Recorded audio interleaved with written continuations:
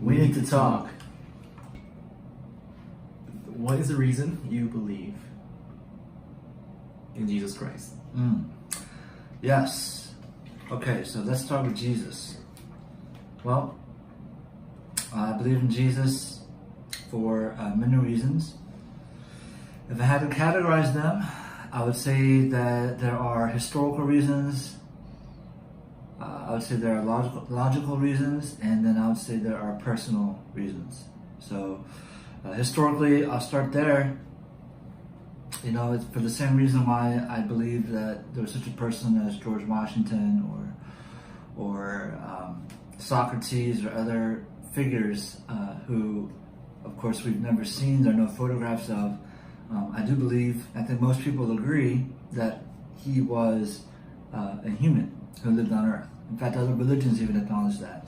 And through eyewitness testimony and through the records left behind, the written testimonies of the Gospels, we know what he said, what he taught.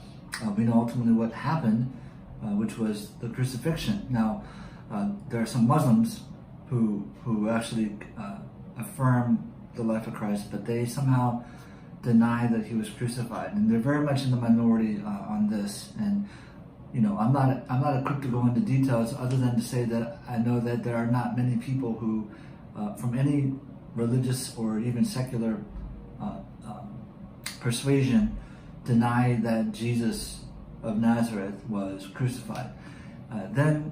As a Christian, I believe that he rose again. And part of why I believe that is because there have been so many skeptics and believers, or skeptics, who have tried to disprove that and failed to do so. You know, there's plenty of evidence to suggest that he did rise again. Again, they're recorded through eyewitness testimony of the miracles he performed while he was before his death. And so historically, I think that there's a strong case to show that that he was who he said he was. And what people often kind of dismiss and say is, well, yeah, he was a good teacher or he was a good role model, but they don't think of him as God. And the problem with that is it's not consistent. It's just not consistent with the claims that he made to be God. You know, we've had other people in even my lifetime, David Koresh, for example, with the Branch Davidians in the early 90s, we've had people who claimed to be God before, and of course, every time that's happened, they've been basically found to be a fraud. They're found to be, you know, a cult. And in the case of Jesus, not only was that not to be found, but the early leaders in the early church and the early disciples were willing to die for that, for what they knew from their own eyes. And so there's a quote from Josh McDowell, who is an author and a Christian apologist, among other things, that taught me a lot. And he said, people don't die for what they know to be a lie. People just don't do that, right? And if you look at the history of the church, how it's proliferated, of course, you can say there have been plenty of ups and downs through history. I would say that reflects more of human nature than God. Obviously, the church split. There was a Reformation 500-ish years ago. And so, you know, but the church stands. Bibles yet remain today. And so there's something to be said for that, for the longevity of it, okay, of the beliefs, the belief system, again, the testimony left behind through the scriptures, etc. Now, moving on to the rational reason.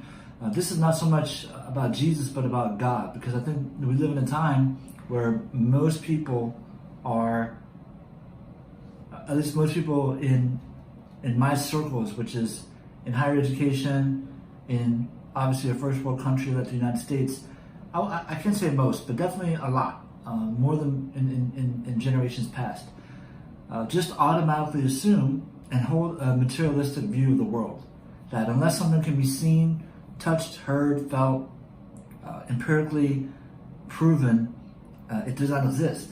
Now, they'll say, well, they won't say it doesn't exist, but they'll say that because you cannot show those things, there just isn't enough evidence to ascribe to God or to a religion or to believe any of that. Okay? And I'll just try not to go into too much detail, but because I can't say it as well as people like apologists like Ravi Zacharias, Frank Turek, others. There's a new guy I just found out recently who I want to read more about the things he's talked about. But just logically speaking, I believe that it makes sense.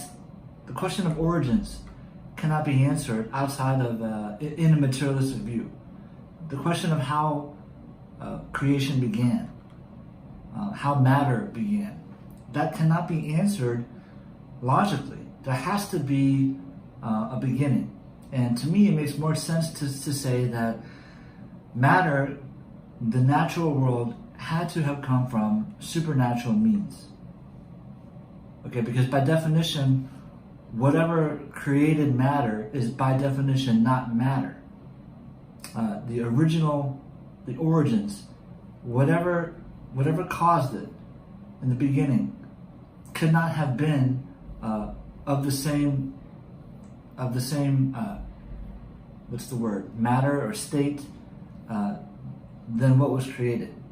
So it just makes sense. And then on top of that, when you look at DNA, the intricacies of human life, the diversity of human life, the intricacy of the information in DNA, which is, I don't even know the billions of code. Or I think I've heard it said like even the simplest cell has enough information that would fill like volumes and volumes of encyclopedias, right? So the detail by which matter kind of was created by, to me, it indicates intelligent design.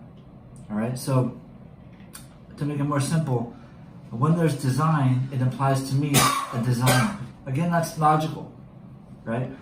Order implies to me thought. The world and the laws of nature have a certain order to it, right? The Earth, the solar system, there's a certain order to it. And speaking of the solar system, the third point is the fine-tuned universe idea. We're a certain distance from the sun, and because of all these other forces like gravity, that act upon the earth, the argument has been made many times by physicists and people far more into this than I am, that it is truly remarkable that we live on an earth that really, if you think of the vastness of the universe, there are so many factors that if they were off by even an infinitesimal degree, we'd be too hot or too cold to sustain life. So people forget, every single day there are these things that are happening in a universe that obviously has some things that you could say are random within the order of it. Every day that the sun rises and sets, it's amazing. Every day that the earth produces crops and food for us, and light, and the fact that it's been stable for all these thousands or however long the earth has been, to me that's again a sign of something supernatural that's kind of set it in motion and created laws and order, that allowed it to be. So there's that. And then the third and final reason why I believe is, well, there's actually more now that I think about it, but I think personal. So I believe that God created all matter, including humans, and I believe the biblical account that says that mankind was unique in creation because we were made in the image of God, imago Dei in Latin, right? So because we were made in the image of God, we are different. We're unique from all creation. We are able to experience God in ways that are special. Probably the most obvious of which is reproducing humans. Now you might say, well, animals do that too. That's true, but as far as what the Bible says, we are basically to rule over animals and to have dominion over them and to watch over them, to be stewards of the earth and of animals and of creation. And I think that even secular views will testify that humans are superior in intellect. We are, as far as we can tell, the only species that has a sort of a conscience as opposed to just living off of instinct. So, I believe that humans are unique, and as such, I think that if God is my creator and God has revealed himself through the life of Jesus and through the scriptures and through the traditions of the church, then it makes sense to me that he would have sort of a personal relationship, right, with me. And I've experienced that in different ways. I think for me, it's not like I hear God's voice every day. I think that, but at the same time, it might be a good thing. Like I trust that there are reasons for, I guess, why God seems like he is, not present or I don't know, not as available as, say, Jacob or another human. I believe that there is a role for faith. Ultimately, there is a role for faith. In fact, the Bible says, without faith, it's impossible to please God. Okay, but having said that, it's not a blind faith, it's an eyewitness faith, right? Not only the eyewitnesses in Jesus' time, but what I mentioned before, like with my own eyes, I witness every day creation. I witness every day the wonder of being alive, the wonder of being a parent, of being a husband, the wonder of the wonder of relationships. And I'll close with this because it's sort of the fourth reason. But I thought a lot about what others had to say about Christianity. As close as my father, my brother, we've had these talks in the past year, and the arguments against it always boil down to basically the empirical approach, where if I can't see it, I just can't believe it, or if it doesn't make sense to me, I can't believe it. So the problem of evil in the world, right? My father said if there really was a God, there would be no coronavirus. Okay, now lots of people probably feel that way too, but for me, it's very easy to see that that's a very human-centered view of it. Okay, if we were able to understand all things and know,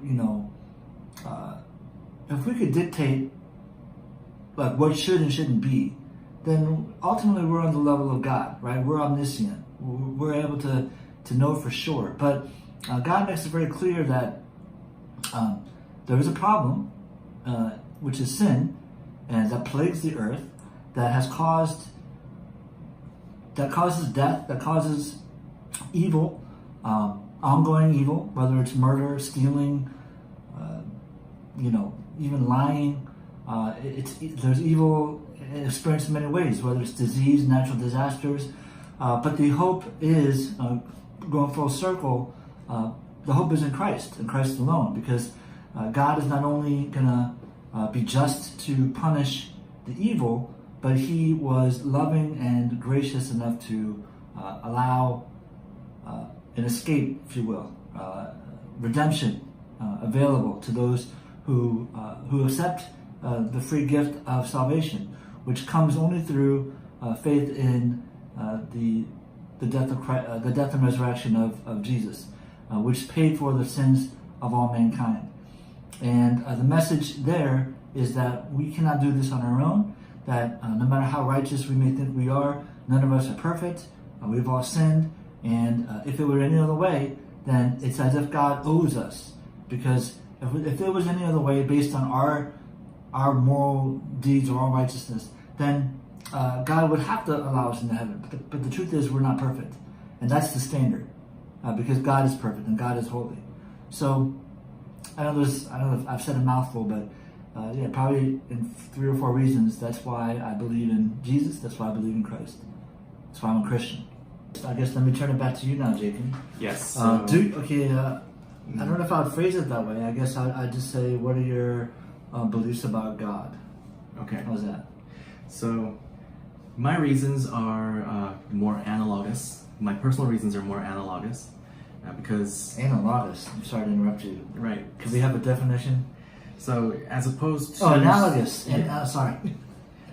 I was thinking of the word analog, and then you put us like a rhinoceros. I was like, what the heck is that, an animal? Analogous. Analogous. Okay. So, accentuation is important.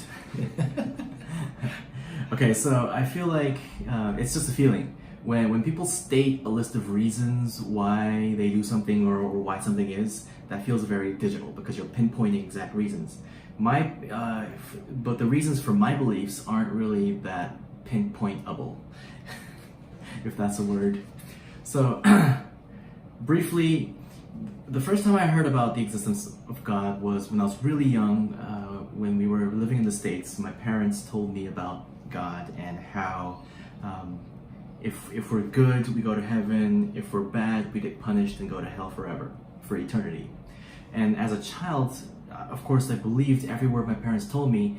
And for some time, I lived actually praying to God every night. Even though my parents didn't really teach me to pray, I tried to speak to Him in my mind every night. Most of it was over silly stuff, like especially when your mom can tell so easily that you're lying.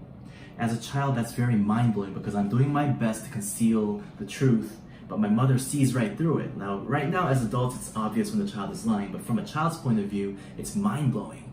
My mom once told me, yes, I have the ability to read your mind. Mm-hmm. And I believed that. And I really wanted that power too. So I remember for many nights, every night before I went to bed, before I fell asleep, as I was lying in bed, I prayed to God to please give me the power to read people's minds, just like my mom. And every time I did something wrong or felt guilty about something, or if I lied to someone, I would feel bad and guilty, and I would actually, like that night, before I go to bed and it's my time for prayer, I would apologize to God and ask for forgiveness. Mm-hmm.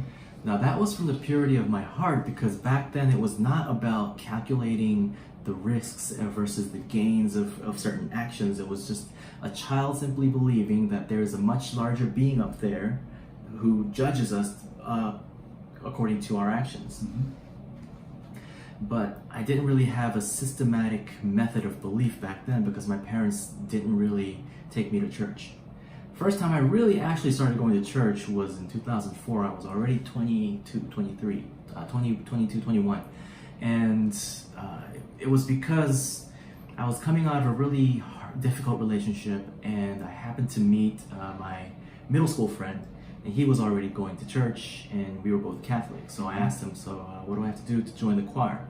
And I went to the choir, and that's where I learned that I have to do something called my first confession. Mm-hmm. So from there, I took the theology classes and went through the courses to become officially Catholic. Like before, I was already baptized at birth, but I hadn't really gone through any of the procedures that you go through afterwards. Mm-hmm. So I went through that at the age of 22. And I remember my first confession was I hadn't gone to church in 22 years. I've been to sometimes, like with grandparents and my aunt. Mm-hmm. From there, to me, well, I remember the first time I went to church and participated in the choir, and I felt a sense of warmth just being there, just being in the cathedral and singing along those hymns and those praises and praying, and that atmosphere itself was just so divine to me. And that's what kept me sticking around. And if there's one thing that really that I really took away from that difficult relationship was when my ex-girlfriend truly realized that this was actually the end, then she finally let down her guard and started being really genuinely and honest to me. And she told me like since you started going to church, I've heard that people who have actually felt the love of God are so overwhelmed by it that the reason they stay spiritual afterwards is because they want to maintain that sense of love from God. And that has always stuck to me, because as much as I felt the warmth whenever I was in church, I always felt that's probably not all there is to it. So I was constantly on this journey in search of that so-called love that keeps me coming back. And it wasn't until about 2 years later when I first joined the Catholic Bible Life movement and went into their 4-day retreat program where I actually first started to feel His love. Now I was really baffled because during those 4 days I saw several people around me who were just as, secular, cynical as I was going in. But one by one, they started breaking down in tears and started praising from the heart. Mm-hmm. And all through that time, I guess I was thinking too much in my head. I never really felt like I truly felt that love. it was after I got back home from that retreat and I had bought that collection of hymns and I was singing by myself at home, I found myself starting to cry from the lyrics. And it was this specific song where the lyrics was like, how could you, such an almighty being, love someone like me, such a really small and benign being? And I'm not sure that we are deserving of your love, but it's so overwhelming. It's something along those lines, and that was my favorite hymn for a really long time. And then from there, I stayed on the Bible Life movement and did some volunteer work, and also helped hundreds of other people, guiding them to finding their path towards God. And it was through that time where I learned to accept myself for the way I am, and also accept others for the way they are, and just try my best to love people for the way they are. And it was during those times that I learned that. And for me, that was the path of faith. And not long after that, after about 5 years of being in that movement, I had sort of moved on to other things, other new things, and then I joined the military. So from there, I haven't really been very active. But those experiences during those 5 years were so intense that those were the times that I would usually look back on, and the things that I've learned during that time that I would use as my axis for my spirituality, even though for the past decade or so I hadn't really been an active Christian. So for me, the reason is not because of any proof that I found or any theology that I believe in. It's because I felt the love of God, and I feel that He's always there. There have been many moments, even when I wasn't really active, that I felt His presence, and it was usually my arrogance or my forgetfulness that I strayed away from Him not long afterwards. But I've always known that He's there, waiting and watching over me. And I've just been telling myself, just putting it off. Yeah, one day I'll go back. One day I'll go back. But right now, I'm more interested in this. I'm more interested in that. I'm more curious about that, and stuff like that. So that's, I guess, the why. Going back to the why is my parents initially taught me about Him, and then I was reinforced with those beliefs through my time in the Bible Life movement. So I don't have any rational reasons why I believe in God, and personally, I believe that is the most efficient or effective way to also spread the faith to other people, rather than trying to explain to them. Just first showing them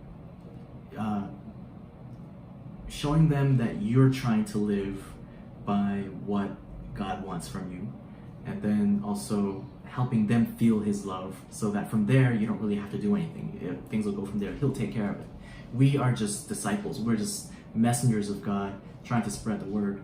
So yeah, for me, that's the reason. It's the love that I felt, and the love that I hope to relay from Him to other people.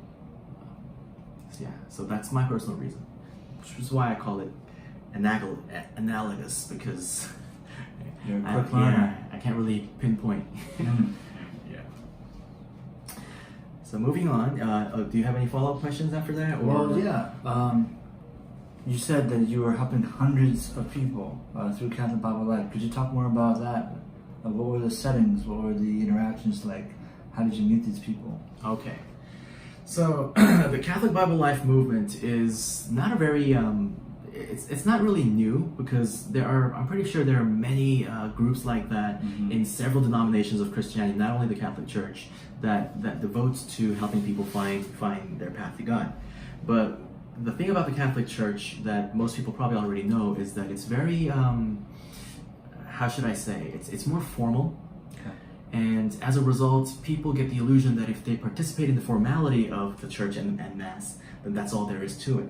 And what the Protestant church really does best is that rather than keeping people rationally believing, they help people actually feel the presence of God through their hearts, not their heads. And the Catholic Church has a tradition of misleading people into believing with their heads rather than their hearts. And the Catholic Bible Life movement, the purpose of it was to mitigate those two, so that people not only believe with their heads, but more importantly, form a personal and heartfelt relationship with God in person. So the program I cannot really discuss in detail because that's one of the rules of the movement, because I mean, like, spoilers, right? But what I can say is that it's you go through a semester of reading a certain book chosen for the course in the Bible, starting from the Old Testament, and you go through weekly group meetings with your assigned groups, like small QT meetings, and through that semester and reading, in the course of reading that part of the Bible, you learn the lessons that part of the Bible is trying to teach you. And when you have finished that course, you will your group leader will take your notebook that you have to really write, abide by the rules that they have laid out, otherwise you'll be disqualified. And when you're qualified, you're eligible to sign up for that 4-day retreat. And once you go in there, they will accept up from anywhere from 200 to 300 people, with a team of volunteers that consists of around 30 people, with one sister, a nun, and 2 priests, one of whom is the head of the entire life movement, and one of them whom was assigned specifically for that retreat. And every summer and winter vacation, they will have 5 or 6 of them on a weekly basis from Thursday to Sundays. So during that time, what the volunteers do, the 30 volunteers who help, are people who have already gone through that themselves. That's the requirements if you want to be a volunteer for that movement. You have to have gone through and graduated that course yourself, and you are eligible to volunteer for the course that you have already so-called graduated. So after I finished Genesis, I went through the Genesis program retreat. And then once I went through the Genesis retreat program, I went through a 1 or 2 day training course for volunteers, and then I started volunteering for the Genesis course. And Genesis is where we guide people to seek the path of God or meet Him in person. So what we do is these teams of volunteers get from 2 weeks to up to 2 months of preparation, and they get together 2 or 3 times every week. Praying mostly, and preparing the program and rehearsing their roles in it. And during those 4 days, all the volunteers will pretty much go to their posts and help the program proceed. While there will be, while the main focus would be to teach, to preach the teachings of the Bible, and also several programs that are designed to help people actually feel the teachings rather than just memorize them. Yeah, well, that's good to know. You know, there's so many tangents we can go on, but I'll just make a comment here, which is, you know, in all my years of being a Christian, which now spans over 25 years, I don't know the exact number, more than 25. There's still a lot of questions about how God operates as far as giving, drawing people to Himself, and then, you know, what our role is. You mentioned, for you, now that explains why you don't like Frank Turek or some other people who are very much kind of, you know, trying to break it down analytically and whatnot. Yeah. You know, you talked a lot about your personal experience, and for me, and then you mentioned the Catholic Bible Life program, and it just reminded me of, you know, it's a program, right? It reminded me of one of the critiques in Protestant churches is that there are so many programs, and each program has maybe a different target audience, or you know, methods, protocols, recruitment, whatever, training. And the critique is basically that, you know, programs can sometimes take precedence over God, over just letting God do His thing, and being faithful to being the messengers, which you also mentioned. We are the messengers, and it's a mystery. You know, even just today, I was on the phone with a friend I hadn't talked to in a while in the States, and out of nowhere, I thought he had given up on religion, but we were talking about COVID for about an hour and other stuff, and then suddenly he goes, "Yeah, I know we have to go, but I'd like to talk to you about predestination." I was like, "What?" Wow. I had no idea that he even associated me with this. I mean, we've talked about God before, but not probably in a while, maybe years. So, as someone who does believe that it is possible, I mean, I believe the Bible is very clear that there is such a thing as predestination, but yet it's also clear that we have free will. Mm-hmm. How do we reconcile that? That's a mystery. How does God work? That's a mystery. What's the best way to reach people for Christ? It's not always easy to know. There are lots of thoughts on that. So it's just an ongoing thing. It's an ongoing struggle. Mm-hmm. I mean, I'll be very practical here. As a parent, Bodie Bauckham, aka Big Black Guy, right? He made the point that God, we're all missionaries, and God sometimes brings the mission field to your home. And I was like, what do you mean by that? Like, you think of missions as going out to Africa or Latin America or whatever, China? No, he brought them in my house in the form of two little human beings born, in 2011, 2013. Mm-hmm. And, there's no assumption. There's no such thing as Christian by association. It is an individual decision. I don't want to even say decision. I don't, because there's controversy behind that. So there's a lot of confusion, I guess, on what I'm saying mm-hmm. on air that I'm still dealing with. I'm just going to leave it at that. It's a constant source of trying to get educated, trying to pray, trying to discern. Even between us, I mean, I guess I still look at you, and you might look at yourself as a Catholic, just because that's your background. Mm-hmm. Maybe I don't know. Is that fair to label you as such?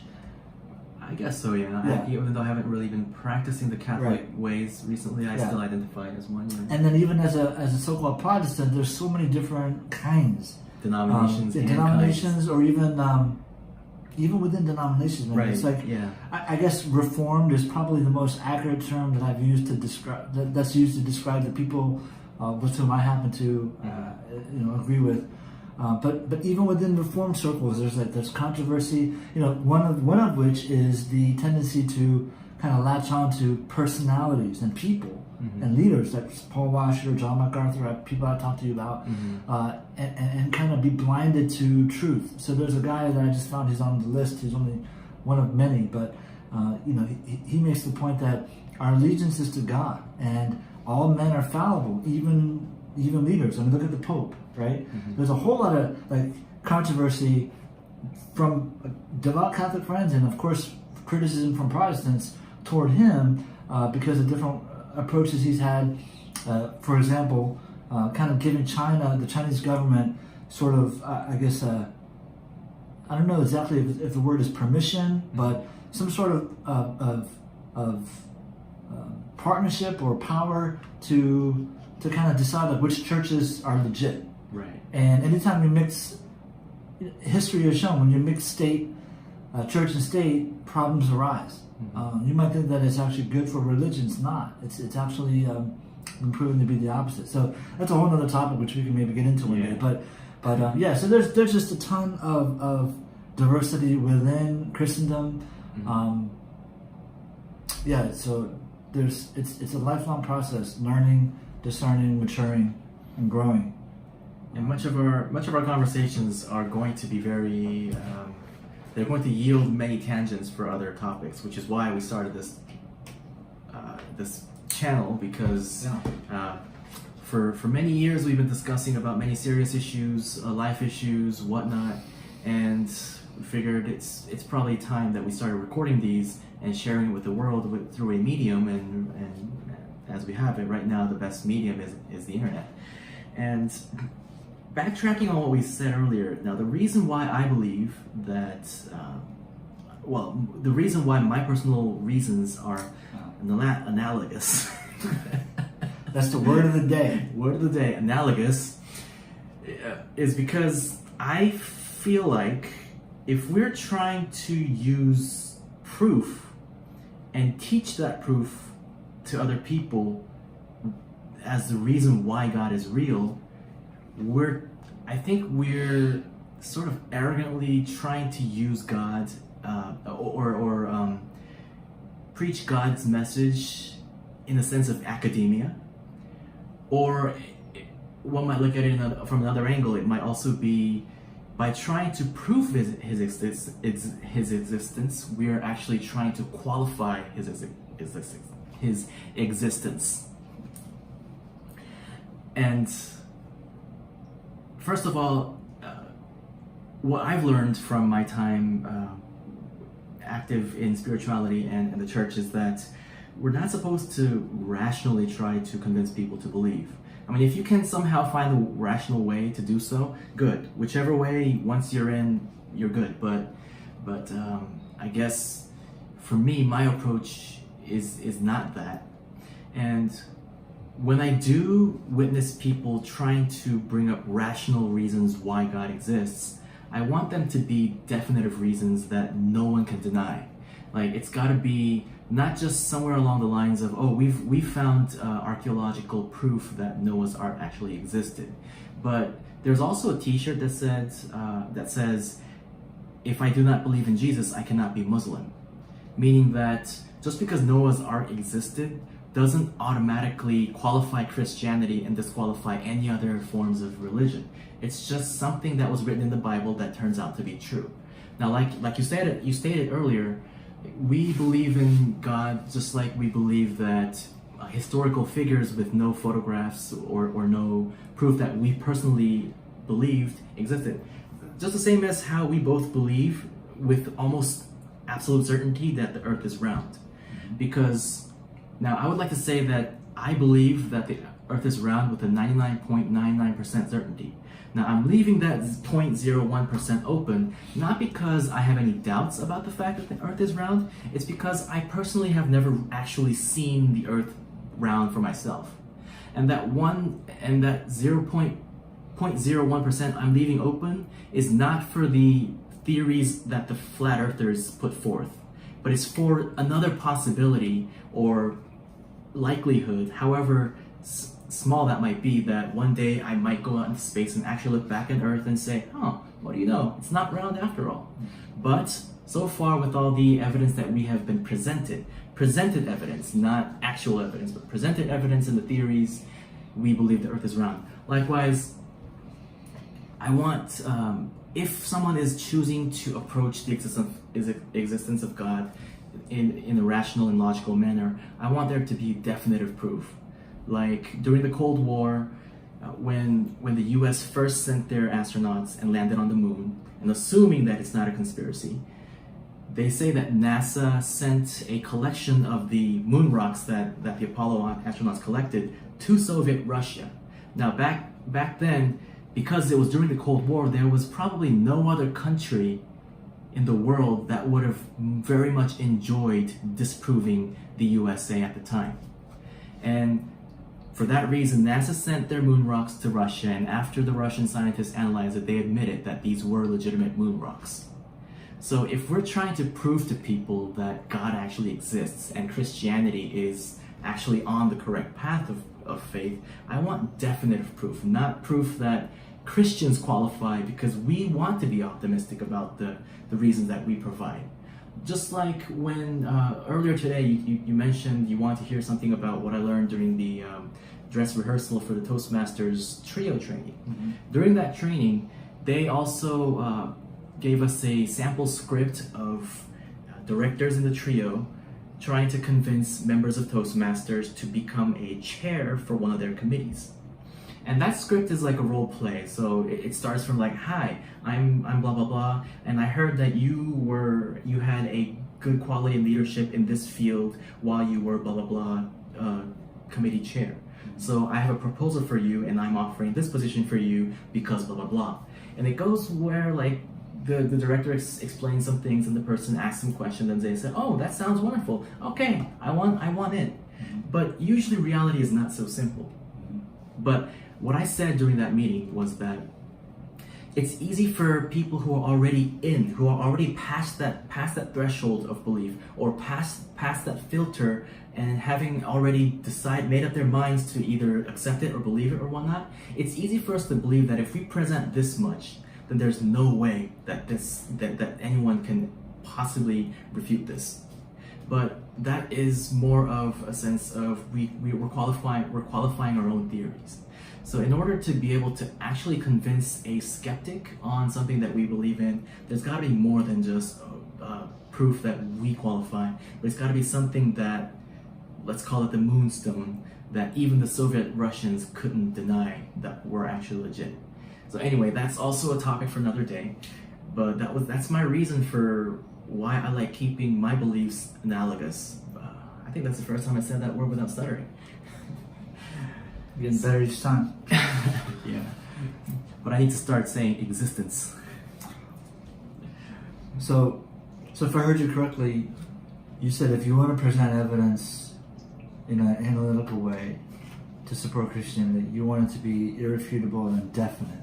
And what I would add to that is, even if that were available, Doubters will still doubt. yeah, it's ultimately it's a matter of will. In fact, Frank Turek often uses this question to the audience with skeptics. He said, "If I could prove Christianity were true, would you become Christian?" And surprisingly, a lot of them honestly say no. So it just goes to show, and this is not a surprise even biblically, it's always been a matter of the will. Right. Because the Bible says in Romans 1, for example, that everyone has ample evidence, whether it's looking out at the world or looking in at your heart, that there is a God, that there is some purpose and meaning, and He's not far to those who search for Him. But you have to take that step. You have to want to accept it. And so ultimately, it's a matter of the will. It's not really about evidence, because the fact that, well, again, it's disputable, but I would say that it's pretty clear. Right. There is ample evidence, but really it's not just about that. And so then we get back into the mystery of, well, ultimately God is the one drawing people, because it describes in where is it? Elijah says, was it Elijah? Yeah, Elijah. I don't know what book it was, but he says it's like preaching the prophets in the Old Testament. It said, you're preaching to a valley of dead bones. And in Ephesians it says basically we were dead in our transgressions. That word is meaningful because it's to be taken literally. Like when you're talking to a dead person, they don't hear you, right? God has to make them alive first, and so that doesn't negate our responsibility to preach, because again, it's sort of a mystery how He uses us as the mouthpiece through whom people can come to faith. Faith comes from hearing, but at the same time, it's like you're preaching to a valley of dead bones, and so it's not a matter of our persuasive ability or even our speaking skills.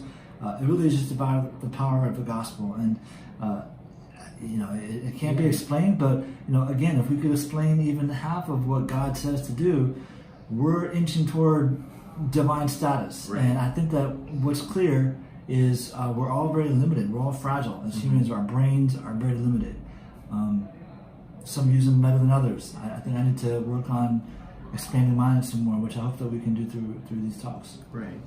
Yeah, I agree, because for that reason, it actually reinforces my reason for not preferring to try to use logic or persuasion to help people. If anything, it's better to try to appeal to the emotions and, like I keep saying, keep it analogous.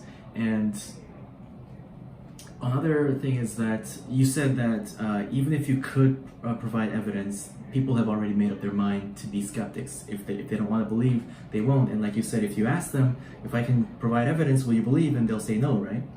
But my definition of that moonstone, that metaphor of the moonstone, is something that even a person who says no, even if you present evidence to me, I will not believe, can actually turn that person into a believer. So yes, it's impossible for a human being. Usually it's impossible. Most of the time it's impossible for a human being to actually present something to someone and then change their beliefs. Because let's say Jesus appeared in front of us and carried out a miracle. Let's say like you have an illness and He just touched you and cured your illness. Having witnessed that, if I'm a skeptic and if I've made up my mind to be skeptic, I'll say, no, that's just a trick. It's an illusion, or it was a coincidence. But you, having felt that miracle go through your body, will probably more likely to change your mind. Like, let's say you were a hardcore skeptic about Jesus, but then you had this terminal illness and you had like 2 weeks and you had this chronic pain every single day, and this man shows up and he touches you and said, from now you'll be cured. and from then on you live much longer than the doctor's diagnosed. You no longer have the pain, and you take an MRI scan and they say, well, whatever happened, it's gone. It's gone overnight. Then you'll have no choice but to believe, right? And you mentioned Ravi Zacharias earlier. In one of his talks or one of his panels, I heard him say that for many years he suffered from back pain. He injured his back when he was in his early 20s, and he has these rods in his back. Okay. And this one day, this person, it was actually one of the discussions that you sent me the link for on YouTube. It was like an hour-long thing, but yesterday I was on the road all day, so I heard the whole thing. He said that one day he lives in Atlanta. He was about to fly out of Atlanta to go somewhere for a talk, and one of his old friends called him up, or friends or colleague or someone called him up and said, "I need to see you." And he said, "Well, I can maybe spare like 30 minutes before I have to get on the plane." Mm-hmm. He said, "That's enough." And this friend told him that a few nights ago in his dream, for some reason God spoke to him about something, and he mentioned, like, when you meet Ravi, mm-hmm. tell him something, and what would you like me to say? And God told him, well, something along the lines of 3, 4, 5. I'll take care of that. Tell that to Ravi. He'll know what it means. And he didn't know what it meant. But when he met Ravi and told him that, Ravi knew, because the backbones that he had problems were his L3, 4, and 4, 5. And when Ravi told him that, the man cried and stuff. Anyway, but after that day, after that talk, he went to the airport, and whenever he had to tie his shoelaces, mm-hmm. he had to kneel down because he wasn't able to cross his legs. Okay. But without thinking, at the airport that day, to tie his shoelaces, he instinctively just put his one leg over the other and just tied it. And after that, he never had that pain.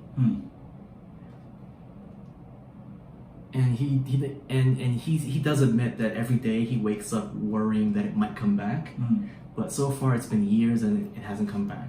And he's doing luggage. He's using his back a lot, and he's still very careful because, like, there's even for him, he's still got that slight side of him that's probably wondering if it'll come back, if it's temporary or if it's permanent. So we humans, I think are built to be skeptical or doubtful. I think it's for, like, self-preservation instincts. But in his case, he has actually witnessed a miracle. Someone said he heard it. He talked to God in a dream. Turns out he didn't know what was going on in Ravi's life. But when he heard the message, it turns out God was talking to him through his friend. And after that, he had no pain miraculously, because every day he had that pain. He said he would sit behind the wheel of the car and just cry like a baby because of the excruciating pain that he felt in his back. So for someone like him to have actually witnessed the miracle, that was, to Ravi, the moonstone.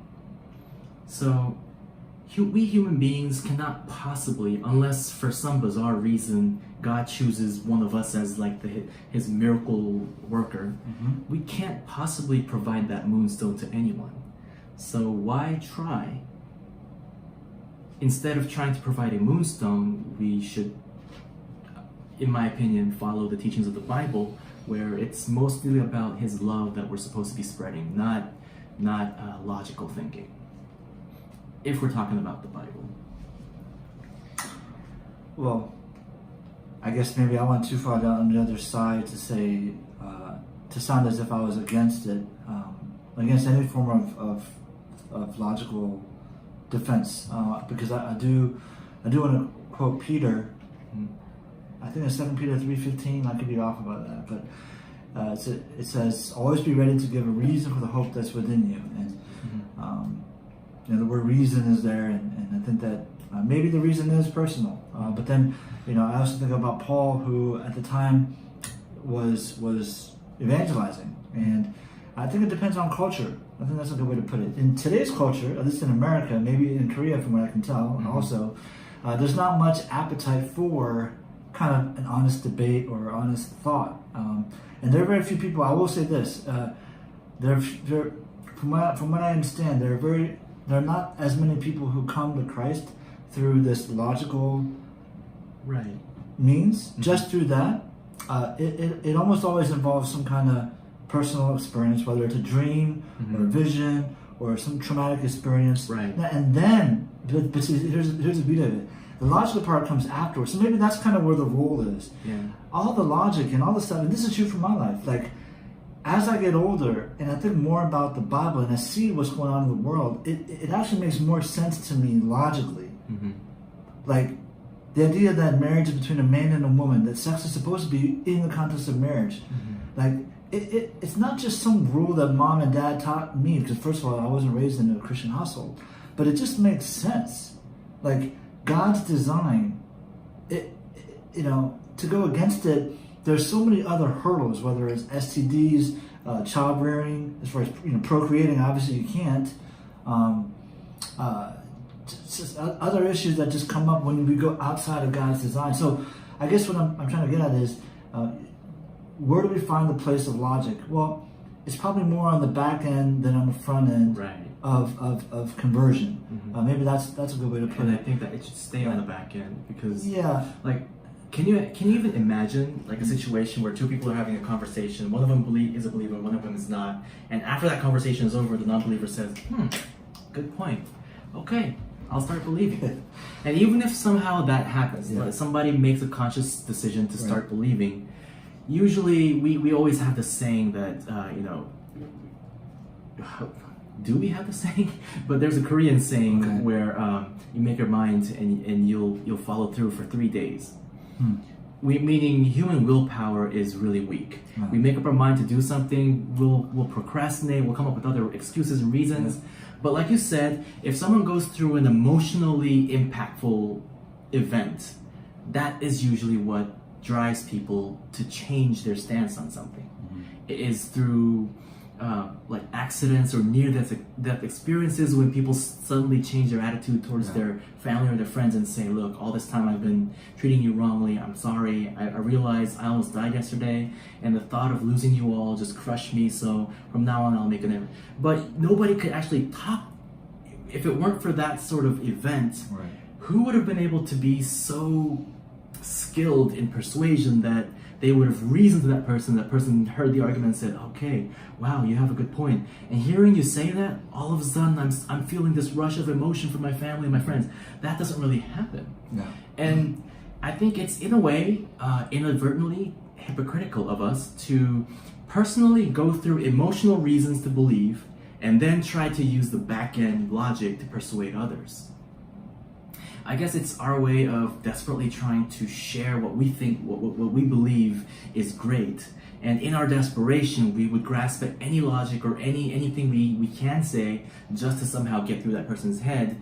But I believe we should try and take a step back and actually ask ourselves, is this the actual way that is possible? Or more importantly, is this the way that God would want us to try to spread His message?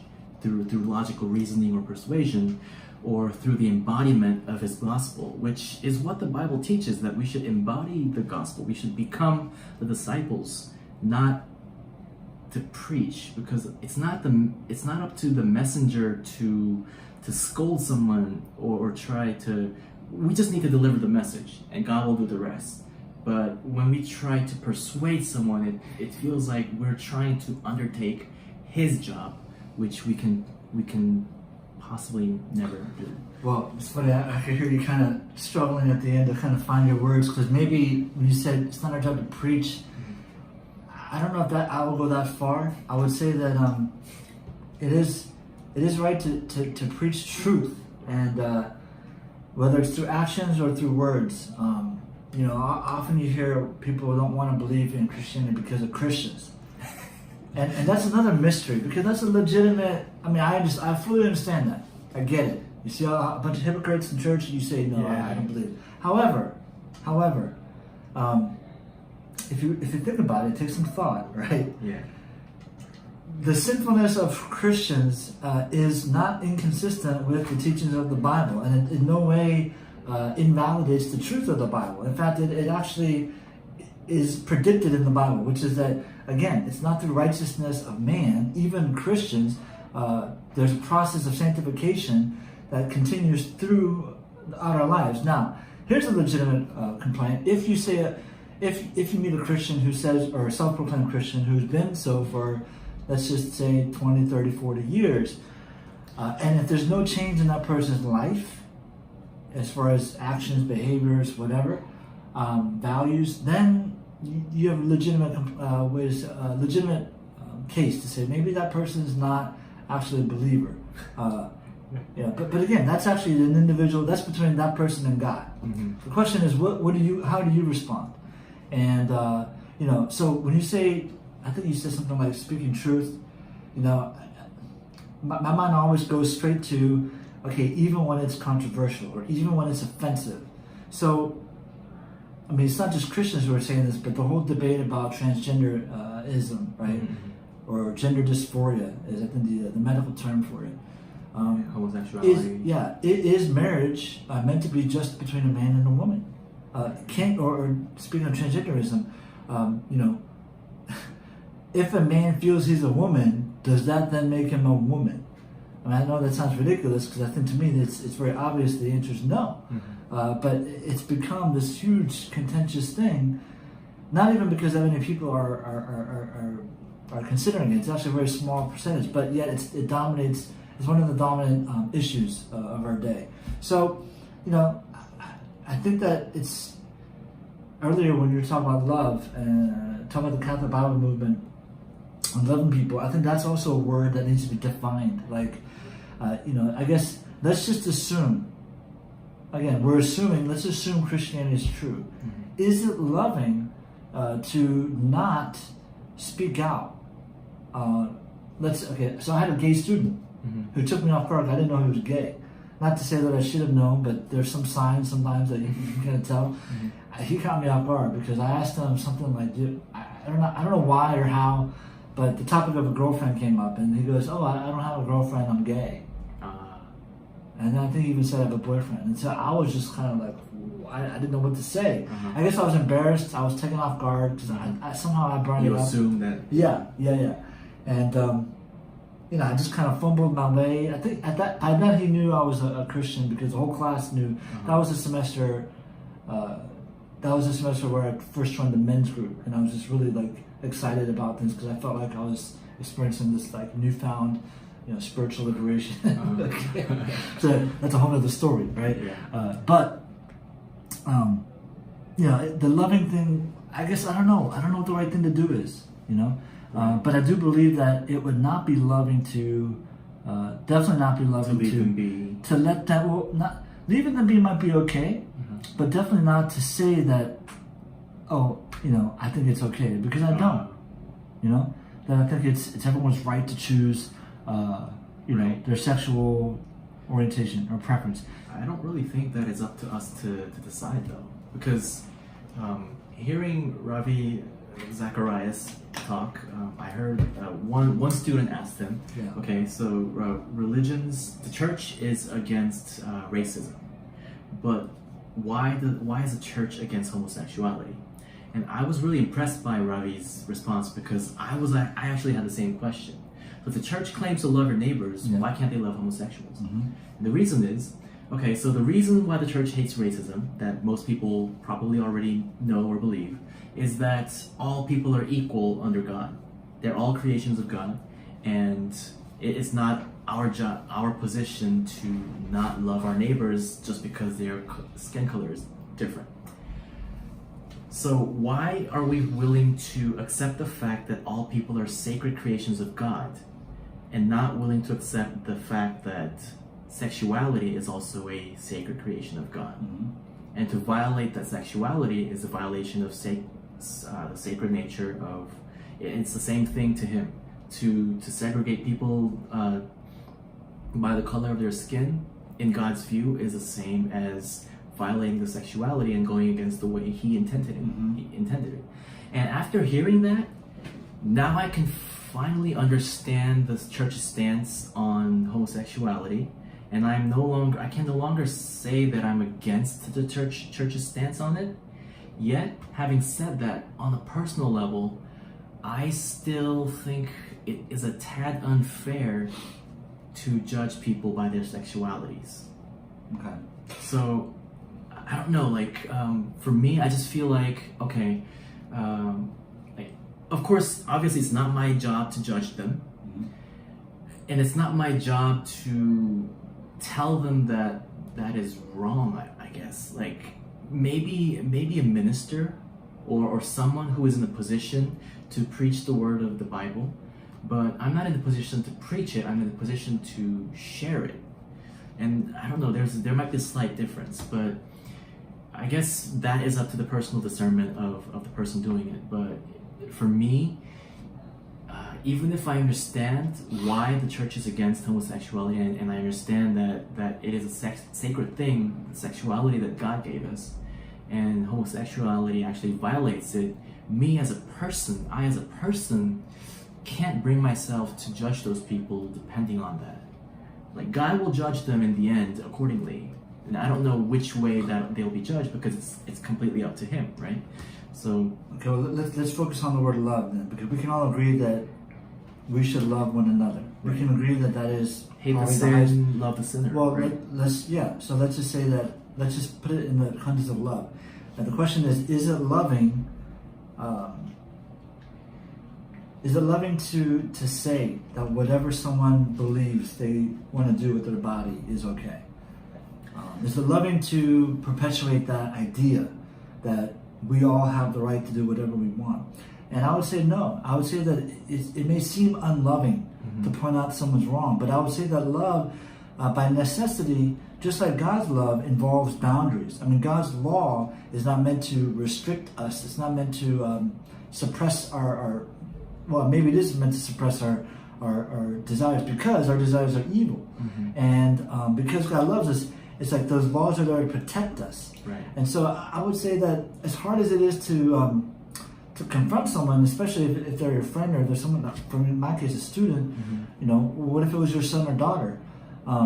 You know, as hard as that might be, like, it is, I believe it is a loving thing to do.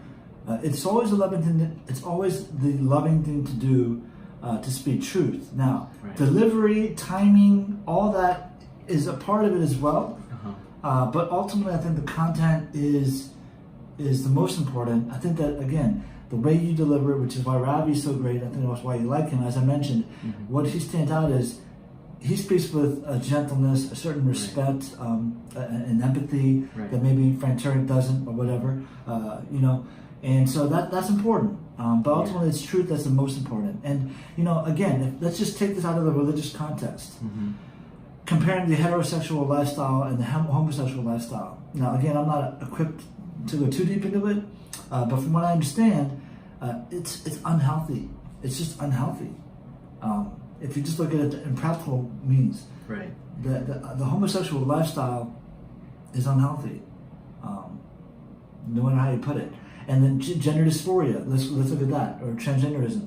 I think that the statistic is like 41% of transgenders have suicidal attempts or tendencies, you know, compared to like whatever percent it is for the general population. So is it loving to let a person, let's just say it was your child, to you know, again, to perpetuate that, to endorse that, that they are the opposite gender from what they were born as? I would say no. You know, it's letting them go down this path and affirming this path that ultimately leads to a high chance of suicide. Just in the way that any parent would probably correct a child, you know, when they're young, when they're toddlers, from doing dangerous things. You wouldn't let them do that because you love them. And that's very much the same thing. It's like you draw boundaries, you make restrictions, you forbid certain actions. Why? Because you love them, because you care and protect them. So that's how we look at it. But we must also ask, like, what are the reasons behind the transgenders attempting suicide? I think because I didn't do any research on it whatsoever. But my impression is that much of the reason might be that of the judgmental treatment they receive from the people around them, including people who claim to be religious, trying to preach them the right ways and telling them that they are wrong. And like, that's a whole other story, and I don't really know much about that. But what I do want to say is that no, it is not love to let to perpetuate someone's. But what I do want to say is that the opposite of confrontation is not perpetuation. meaning that, like you said, the way you say it does matter, because I do admit, like Ravi said it really gently. He said that, like, why would you want to violate the sacred sexuality that God created for us? But if he said it in a Paul Washer-esque way, saying like preaching and scolding someone like that is sacred, it's something sacred that God created, and if you're homosexual, you're violating that, then I might have also resisted it. So yes, it is definitely a part of love to know how to speak to that person, how to get through the defenses and say it in a way that they will not feel hurt or judged by you, because like I keep saying, it's not up to us to judge. So if in any way they feel that we're judging them before God does, that will be one of the reasons they fall into this spiral of depression that might lead to attempted suicide. So let's say I believe it should be different. It shouldn't be so different whether it's a student or a friend or someone you don't know, or if it's your own child who one day came out and said, I'm gay. You may not necessarily have to support the fact that he or she is gay, but you should still be supportive of him or her as a person. Of course. And if in that moment you feel that what that person is actually craving for is affirmation despite the fact that he or she is homosexual, then if you truly love that person, they deserve that from you. So yes, I still love you even though you're gay, and you must mean it also. And obviously through the course of life, they will have several ways of learning that is strictly prohibited according to the rules of God. And they will have their battles, and being the messenger, I guess our biggest job is to resist the temptation to try and speed up that process of whether healing or recovering from it, but rather waiting until the right moment where you feel that you can actually play a hand that God has delegated to you. So until then, like if your son has a heartbreak because of a guy that just dumped him, it's the loving parent's job to console him like you would if he were broken up with his girlfriend, rather than trying to take the stance of, okay, thank God you broke up with him. Now is a chance to preach him that homosexuality is wrong, because then he won't feel that he is cared for the way he is. So it's a really delicate line. And as a parent, I'm not a parent myself yet, but I can imagine that as a parent, if you find that your own child is actually going down the path that is wrongful in the eyes of God, then yes, as a parent, you'll feel anxious, in many ways desperate to try and right that path. But you know that saying that if you repent and truly believe in God, if you lived all your life a non-believer and somehow you repent minutes before death, you can still make it to heaven. That's not to say that just do whatever you want your whole life as long as you repent. It's more of the sense of God has a plan. God has a timetable for all of us. That's what Ravi said, actually. He has a timetable for all of us. And he waited 20-something years until his back pain was finally cured by God. Likewise, if someone is gay, we don't know when God will have a time set for that person to finally be cured of whatever sins he or she's going through. So in the meantime, do we want to take the antagonizing role that God didn't sign us up for? We can still deliver the message in a caring way, while not stepping on their toes or going against what they truly need in this moment. If someone needs consolation in this moment, no matter how much truth we try to break to them, they'll only resist it, right? And my opinion is that those people who are committing sin, for the most part, they know what they're doing. It's just that they're still fighting their battles and they're losing at it. And preaching to them is probably not the best way, because I have experience. I've had parents who are very rational and smart, and in their own way they love me with all their hearts, and I know they do. It's just that they weren't always the best at recognizing what I needed in that moment. And sometimes they would try to teach me preach to the choir, something that I've been going through all my life.